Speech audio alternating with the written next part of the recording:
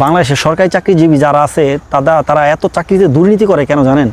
তারা মনে করে যে তাদের চাকরিটা হচ্ছে বাপদাদার পৈতৃক সম্পত্তি, আর পৈতৃক সম্পত্তি মনে করে বলেই তারা পাহাড় সমান বা আসমান সমান দুর্নীতি করার পরেও তাদের চাকরি যায় না।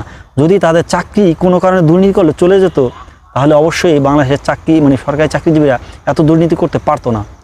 তো আমাদের দেশে এটা আসলে একটা পরিবর্তন আনা দরকার। কারণ হচ্ছে কি, পৃথিবীর কোনো দেশে এই ধরনের সিস্টেম নাই। শুধুমাত্র আমাদের দক্ষিণ এশিয়ায় কয়েকটা দেশ ছাড়া পৃথিবীর সব দেশে যে সরকারি চাকরিজীবী হোক যাই হোক, কোনো রকম দুর্নীতি করলে চাকরি চলে যাবে।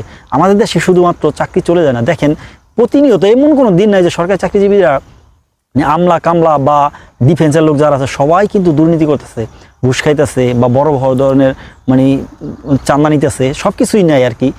এত দুর্নীতি করার পরও চাকরি যায় না বলেই কিন্তু দুর্নীতি করা আছে। যদি চাকরি চলে যেত এবং চাকরি যাওয়ার পরে তার জেল জরিমানা করা হবে এবং সে এই তার সম্পত্তির প্রত্যেকটা হিসাব যদি দেওয়া হতো যে এই সম্পত্তি কোথা থেকে আসলো, আর বৈধ ইস্যু বৈধ কারণ যদি দেখাইতে পারতো, তাহলে কিন্তু সে এই সম্পত্তি কোথা থেকে আসছে সেটা বের হয়ে যেত, দুর্নীতি করে আসছে কিনা বা হালাল পথে আসছে কিনা।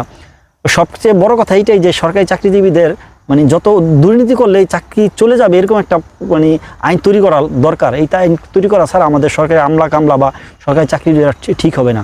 আর সরকারি চাকরিজীবীরা যদি ঠিক হয় তাহলে জনগণ একদম সোজা হতে বাধ্য হবে। কারণ একজন সরকারি চাকরিজীবীর কাছে যখন আপনি ঘুষ নিয়ে যাবেন বা ঘুষ দিতে চাইবেন, সে যদি ঘুষ না খায় তখন আপনি কিন্তু আর ঘুষ দিতে সাহস পাবেন না। অতএব ওই সরকারি চাকরিজীবীরা বা ডিফেন্সের লোক বা পুলিশ যাই হোক, সরকারি মাধ্যমটাই যদি তারা ঘুষ না নেয়, আপনি সোজা হতে বাধ্য। অতএব আমাদের এই দেশে এই সিস্টেমটা অবশ্যই জোরালোভাবে করা দরকার। তো এখন আমাদের সামনে হচ্ছে নির্বাচন। আমার নির্বাচনের সামনে নতুন দলগুলা অবশ্যই আসবে এখানে। তো নতুন দলের কাছে আমাদের একটাই দাবি যে সরকারি চাকরিজীবীদের দুর্নীতি করলে বা চাকরিতে কোনো ঘুষ বা এই সমস্ত কোনো সমস্যা ধরা পড়লে তার চাকরি চলে যাবে, এরকম একটা আইন কঠিনভাবে তৈরি করা দরকার। এটা ছাড়া আমি আর দেখতেছি না যে আসলে কোনো একটা ভালো কোনো মাধ্যম দেখতেছি না। এটা ছাড়া দেশের এই দুর্নীতিগুলো পরিবর্তন হবে না।